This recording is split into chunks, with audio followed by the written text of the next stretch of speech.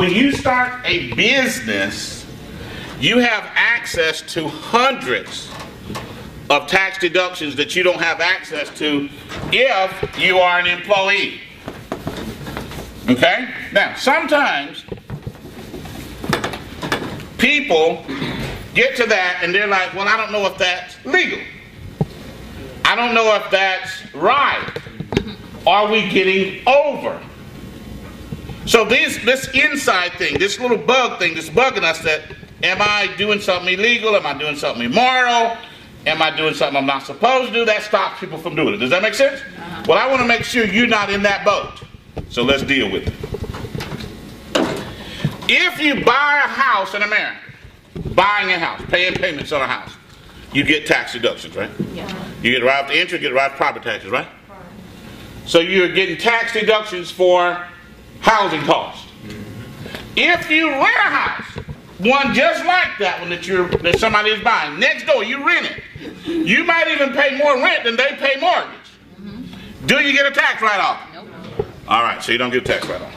So it's not unusual for our country, for the government to say, we want you to do thus, so we're going to give you tax advantages to do thus. We want you to be homeowners, so we're going to give you tax advantages to be one. We want you to go green, so we're going to give you tax advantages to do it. The government does that all the time. So if the government gives you tax advantages for being a business owner, then they must want you to do it. So you're not doing something wrong. Everybody got it? And when you get there, not only can you move your finances to another level, you can build a business on it if that's what you choose to do. You see? So it can benefit you, just you, or you can build a business. I just choose to build a business on it, okay? All right. Now, let's talk about 6 or 7 basic deductions, okay?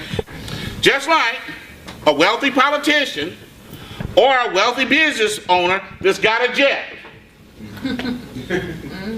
They can give the money and pay taxes, or they can buy a jet. The money's going to go either way. You can buy something for you, or you can give it to the government. They'll buy whatever they buy. Your choice, right? So you got a cell phone. Use it for business, it's partially tax deductible. Internet access, your computer, health insurance. We're talking co-pays, we're talking deductibles or premiums. Okay? Let's go with home office expenses. So you got a business, you make a profit in your business. Now, if you're renting, you can write off part of your rent or lease each month. Your utilities. You just got to designate a space in your house or apartment, whatever it is, where you do business. You see, it's a choice. See, some people say, well, is the IRS going to do this? No, the IRS gave you the rules. You make the choice what you want to do. Okay? You have to designate a place that you do business. You know, it could be a desk where you make your phone calls. Does that make sense?